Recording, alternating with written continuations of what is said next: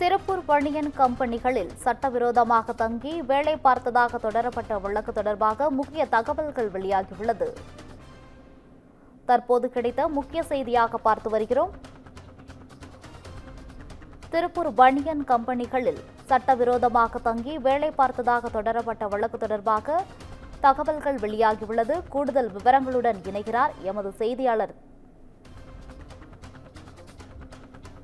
சக்திவேல் அவர்கள். வணக்கம் சக்திவேல், கூடுதல் தகவல்களை பகிரலாம். நிச்சயமாக வணக்கம் கோகிலா. திருப்பூர் பனியன் கம்பெனிகளில் சட்டவிரோதமாக தங்கி வேலை செய்ததாக தொடரப்பட்ட வழக்கில் 28 வங்கதேசத்தினருக்கு விதிக்கப்பட்ட தண்டனையை மாற்றியமைத்த சென்னை உயர்நீதிமன்றம் அவர்களை 3 மாதங்களில் சொந்த நாட்டுக்கு அனுப்பி வைக்கவும் உத்தரவிட்டுள்ளது.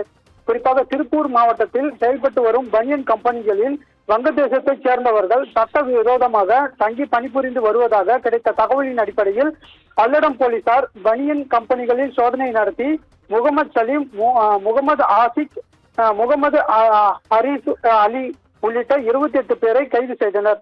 கடந்த 2025ஆம் ஆண்டு ஜனவரி மாதம் பதிவு செய்யப்பட்ட இந்த வழக்கை விசாரித்த திருப்பூர் நீதிமன்றம் பாஸ்போர்ட், விசா உள்ளிட்ட சட்ட ரீதியான ஆவணங்களை இன்றி நாட்டிற்குள் நுழைந்தது தகுந்த ஆதாரங்களுடன் நிரூபிக்கப்பட்டு உள்ளதாக கூறி வங்கதேசத்தைச் சேர்ந்த 28 பேருக்கு தலா 2 ஆண்டுகள் சிறை தண்டனையும் தலா 10,000 ரூபாயும் அபராதம் விதித்து 2025ஆம் ஆண்டு ஜூலை மாதம் தீர்ப்பளித்தது.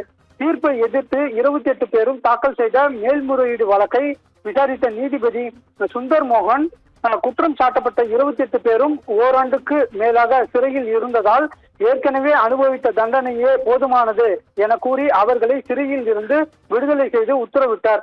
மேலும் அவர்களை 3 மாதங்களில் சொந்த நாட்டுக்கு திருப்பி அனுப்பி வைக்க சம்பந்தப்பட்ட அதிகாரிகள் நடவடிக்கை எடுக்க வேண்டுமும் உத்தரவிட்டார். கோகிலா,